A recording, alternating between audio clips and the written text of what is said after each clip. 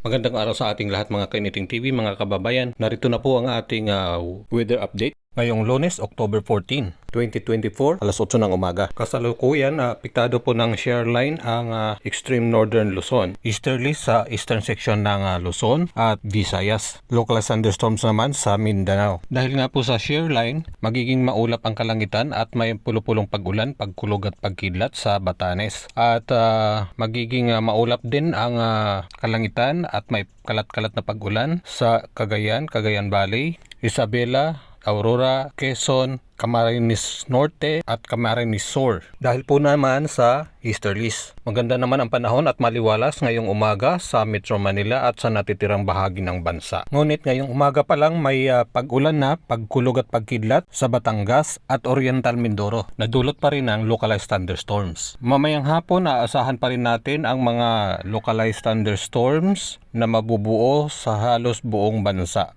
Kaya mag-ingat po tayo at magdala po tayo ng payong palagi. As of today, wala po tayong nakikitang mga sama ng panahon sa loob at labas ng ating PAR. Sa mga bagong followers natin, thank you po sa inyong pagsuporta at yung mga new viewers na naman natin, pakipollow lang po ang page na ito para po laging latest updates po ang inyong mapapanood.